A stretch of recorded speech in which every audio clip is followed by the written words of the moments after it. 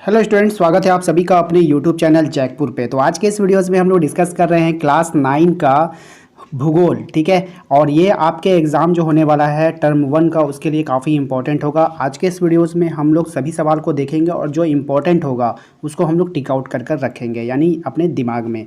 ठीक है, तो आज का ये वीडियो काफ़ी इंपॉर्टेंट होने वाला है आपके लिए। यदि आप हमारे चैनल पर पहली बार आए हैं तो सब्सक्राइब कर लीजिएगा, घंटी के बेल आइकन को दबा दीजिएगा अगली वीडियो के नोटिफिकेशन को पाने के लिए। चलिए स्टार्ट करते हैं, देखते हैं पहला सवाल क्या है। आज का पहला सवाल है, कह रहा है कि कर्क रेखा किस राज्य से होकर नहीं गुजरती है। यानी जो कर्क रेखा है वो किस राज्य से होकर नहीं गुजरेगी। तो इसका ऑप्शन हो जाएगा आपका, तो ऑप्शन में है आपका उड़ीसा। ठीक है, कर्क रेखा जो है वो उड़ीसा राज्य से होकर नहीं गुजरेगी, राजस्थान, छत्तीसगढ़ और त्रिपुरा से होकर के गुजरेगी। अगर आपके ऑप्शन में उड़ीसा रहेगा तो आप वहाँ पे उड़ीसा को छांट दीजिएगा।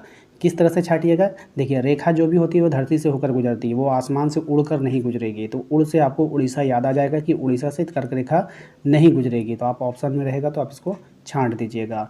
अगला सवाल है हमारा, भारत का सबसे पूर्वी देशांतर कौन सा है, यानी इसमें इसका वैल्यू बताया जाता है। तो इसका आप देख पा रहे हैं ऑप्शन नंबर है, इसको याद कर लीजिएगा।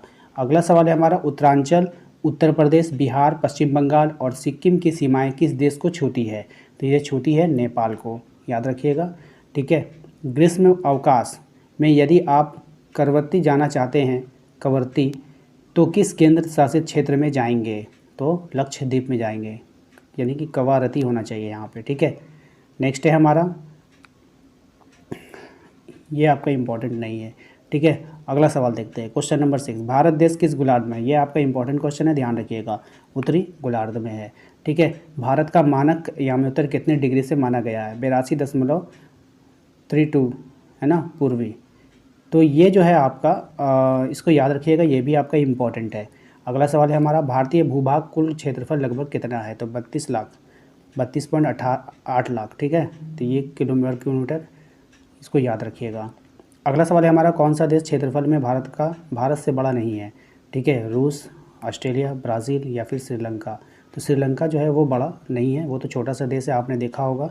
ये भारत का नक्शा जहाँ रहता है तो यहाँ पर जो है श्रीलंका रहता है, तो ये भारत से बहुत छोटा है। ठीक है, कर्क रेखा किस राज्य से होकर गुजरती है। तो वो झारखंड से होकर गुजरती है। ठीक है, अभी आपने याद किया था कि उड़ीसा से नहीं गुजरेगी, बिहार से नहीं गुजरेगी, मेघालय से नहीं गुजरेगी। ठीक है, भारत का क्षेत्रफल विश्व के कुल भौगोलिक क्षेत्रफल का कितना प्रतिशत है। तो वो 2.42% है, याद रखेंगे। ठीक है, भारतीय मानक समय GMT यूनिवर्सल टाइम से कितना घंटे आगे चलता है। तो 5.5 घंटा।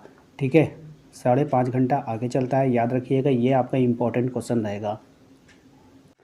अगला सवाल है हमारा, भारत में सबसे लंबी तटरेखा वाला राज्य कौन सा है। तो वो गुजरात है, ये भी आपका इंपॉर्टेंट है, याद रखेंगे।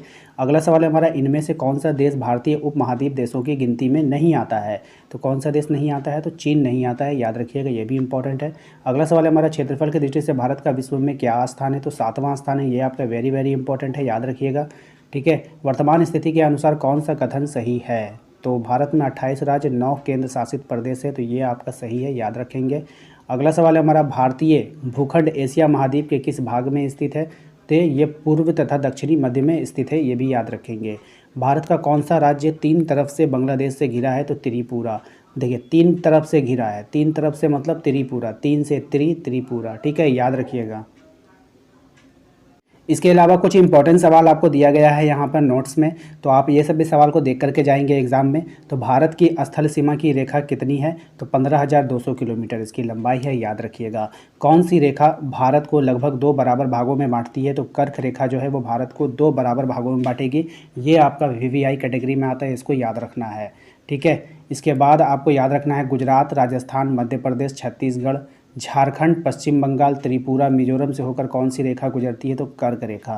तो इतना लंबा सवाल आपसे नहीं पूछेगा, आपसे सीधा पूछेगा कर्क रेखा किस राज्य से होकर गुजरती है। आपके पास 4 ऑप्शन रहेगा, 3 में से नहीं गुजरेगी, 1 में से गुजरेगी। या तो ऐसे पूछेगा, या नहीं तो पूछा जा सकता है कि किससे नहीं गुजरेगी, 3 से गुजरेगी, 1 से नहीं गुजरेगी। ठीक है, तो इसको याद रखने का एक ट्रिक होता है, CGM PTM JR, है ना। 3 3 6 2 8, 1 2 3 4 5 6 7 8, तो टोटल यहाँ पे जो है 8 हो गया है। ठीक है, तो 8 से होकर गुजर रही है और बाकी नहीं गुजरेगी। तो अब यहाँ पर आप जो है ध्यान दीजिएगा, सी से आप किसको याद करिएगा बताइए। सी से आप याद कर लीजिएगा छत्तीसगढ़, जी से गुजरात, है ना, एम से मध्य प्रदेश, पी से पश्चिम बंगाल, टी से त्रिपुरा, एम से फिर मिज़ोरम हो जाएगा, जे से झारखंड हो जाएगा, आर से राजस्थान हो जाएगा। ठीक है, ये सभी नामें आप याद कर लेंगे ट्रिक से।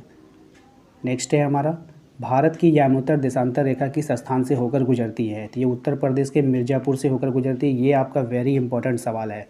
अगला सवाल है हमारा, भारत के दक्षिणतम तटीय भाग को क्या कहते हैं? तो कोरोमंडल तट कहते हैं। ये भी आपका इंपॉर्टेंट है, याद रखेंगे। इसके बाद अगला सवाल है, भारत के सबसे दक्षिणतम बिंदु को क्या कहते हैं? तो इंदिरा पॉइंट कहते हैं ना, दक्षिणतम बिंदु को इंदिरा बिंदु कहते हैं।